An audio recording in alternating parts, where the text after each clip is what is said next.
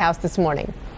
Well, good morning, Christy and Victor. And the White House wants to frame this as a victory for President Trump, who is backing off his threats to impose a 5% tariff on all imports from Mexico in exchange for those stepped up immigration enforcement efforts from Mexico. That deal announced late last night after 11 hours of negotiations between Mexican officials and State Department officials here in Washington, and 3 days of intense talks with that Mexican delegation as the Mexico side struggled to avoid what could have been a difficult economic reality for them if those tariffs had gone into effect that also could have harmed U.S. consumers. So the president, announcing this deal on Twitter last night, wrote, "I am pleased to inform you that the United States of America has reached a signed agreement with Mexico.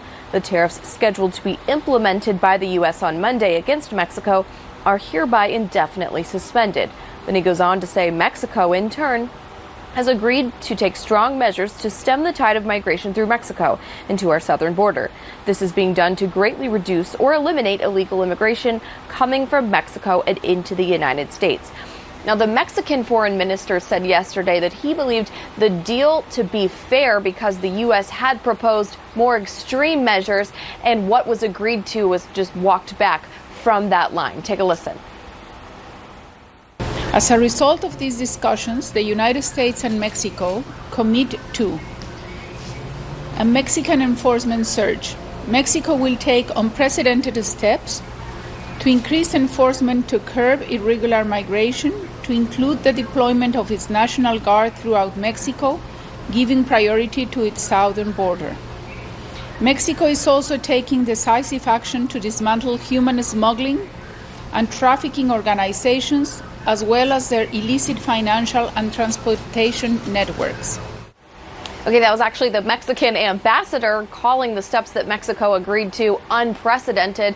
And Republicans on Capitol Hill had reacted negatively to the president's tariff threat. They were worried about the economic uncertainty that this introduced, that the president would be fighting a two-front trade war. He's also engaged in negotiations with China, where we have tariffs against Chinese goods. So now, moving forward, the president not going to impose those escalating tariffs on Mexico in exchange for those stepped-up enforcement deals. The Mexican side also saying that they've encouraged the U.S. to step up aid to Central American countries where the migrants are coming from to improve conditions there. Victor and Christy.